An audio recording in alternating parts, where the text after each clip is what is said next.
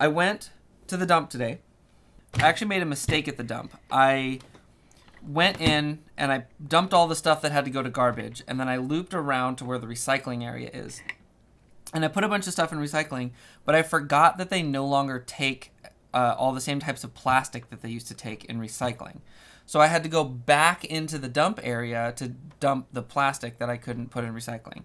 And when I parked my van and I hopped out and I went over to the pile, this was just sitting there, assembled. It was just laying there on the ground. And it's kind of like, you know, you see orange and blue and white, and you kind of know what's going on. So I just picked it up and threw it in my van. It looks like I got a cool blaster, but I think what I actually got was an interesting story. I had really high hopes when I saw this. I was like, what? Look at all the 3D printed stuff on this. Like, somebody put a lot of love and effort into it. It probably has all kinds of cool... It's probably modded and has all this stuff going on. And I can't wait to, like, open it up and see what's going on, get it home and try and fire it. It is a completely cosmetic kit. It's designed to make the Retaliator look like a specific sniper rifle from a specific game. That's the barrel. It's supposed to have a longer barrel. I didn't know that at the time, but I was looking around for other parts. If it was there, I would have seen it. I have a feeling it wasn't there, and I have a feeling I know why, which I'll get to that. NFstrike.com sold these. They were made by some rando brand, and it's stamped on the parts 3DDH. And nobody knows who that is, but they made them. It didn't come with internal parts or anything like that. It was just made to make the Retaliator look like a big sniper rifle. Of course, as a fully cosmetic kit with no internal upgrades, it actually makes the blaster fire worse. The long barrel puts drag on the dart, and the dart doesn't go as fast. It can't really take an upgraded spring. You have a 3D printed bolt.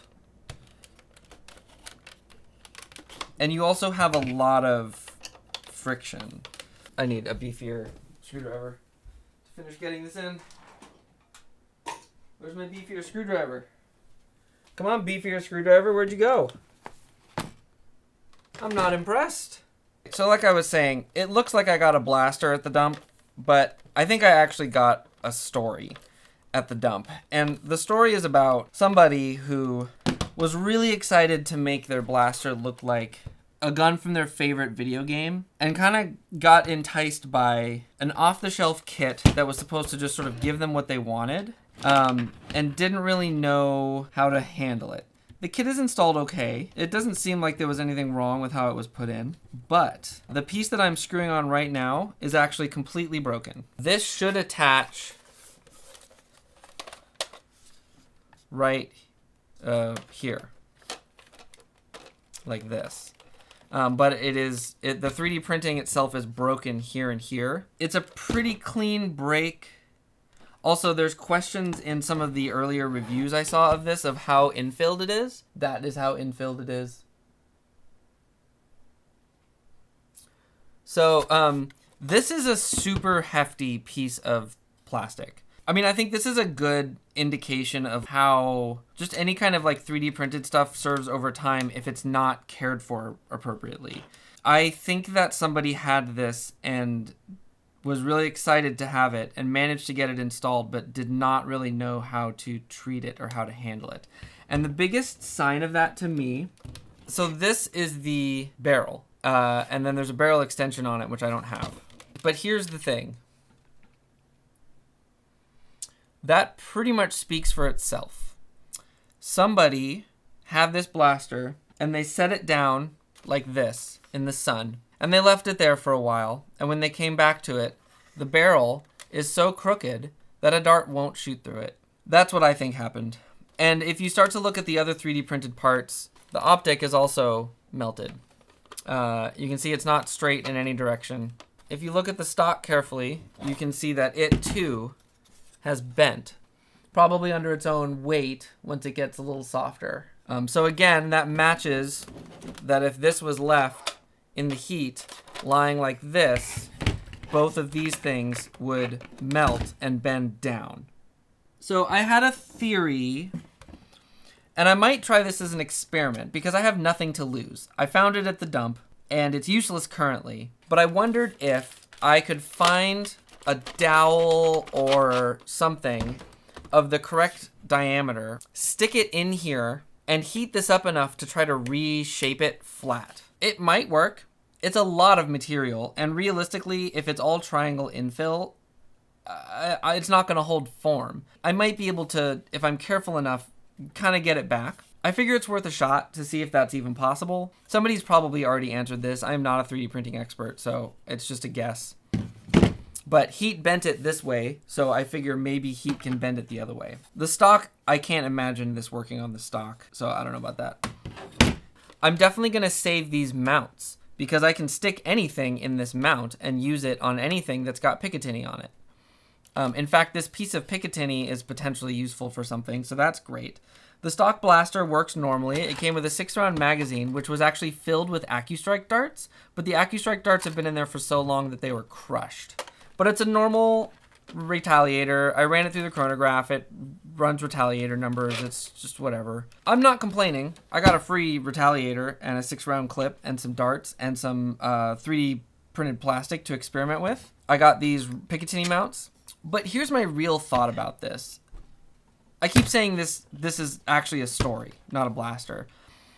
And I feel like it's a story about how people are discouraged from getting involved in hobbies because the tools that they are given are assumed to be good enough, well, usually because someone wants to make money. And they know that they can get away with giving people cheap tools. You know, the Retaliator is a beloved platform. There's nothing wrong with it. This has tons of obvious flaws. It's designed to maximize profits and ease of printing. I think that ultimately that's why this feels so solid and why it's triangle infilled, because that was just easiest for a print farm to chug these things out and know that they could capitalize on the popularity of a video game. I think it was Titanfall, anyway, to sell a bunch of these kits. This Nerf Blaster being found at the dump tells the story of somebody who got really frustrated with the modding hobby, if not with Nerf in general.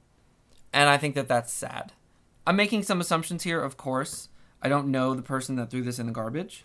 It reminds me as a music educator of kids who come into playing violin or guitar and have awful experiences with cheap instruments that don't stay in tune, that don't help them play their best, and give up and decide that they hate it because they're struggling with very easy to fix problems. Somebody spent $110 on this kit, and maybe they had a ton of fun with it before they left it in the sun, but ultimately they threw it loaded in the garbage. That's the key thing. It was loaded in the garbage. That tells me that they really gave up. Because if they were still in the hobby and they had other blasters, they could keep the darts and they could keep the magazine and they could use all of that stuff. So this to me connects to something like Elite 2.0, where it's easy for us as adult Nerf people to say, well, this is bad and I don't want to use it and I wish that they'd make better stuff. And kids are going to play with this for a couple months and they're going to give up on it. We had a couple Elite 2.0 blasters in our house, and they didn't even last 2 months. My kids couldn't hit things with them, and they started to get frustrated. Now we have a collection of stuff that my kids enjoy playing with. They don't get frustrated with the sport, and they love it. It was just that easy about getting rid of the bad equipment and moving them to something that would actually help them. When I watch the people that I'm meeting in this amazing community build amazing things and come up with incredible 3D printed designs that are very carefully thought out, that are just fabulous, and but you have to kind of dig through Etsy to find them or be involved in the community. Because this to me seems like somebody who wasn't aware of the modding community buying something more or less off the shelf. That's my feelings on it. That's what I have to say about that. Thanks for listening to my rant. Thanks for watching. Really appreciate it. If you have thoughts about this, go ahead and throw them in the comments below. Throw me a like. Throw me a subscription. I'm hoping to do more Nerf content on this channel as time goes on. as I make my own personal journey as both a parent and as someone new to the modding scene. I also stream on Twitch. I do both Nerf stuff and music stuff, so the link is down in the description. Have a great one. Thanks for watching. Bye. LOL. I'm a YouTuber now.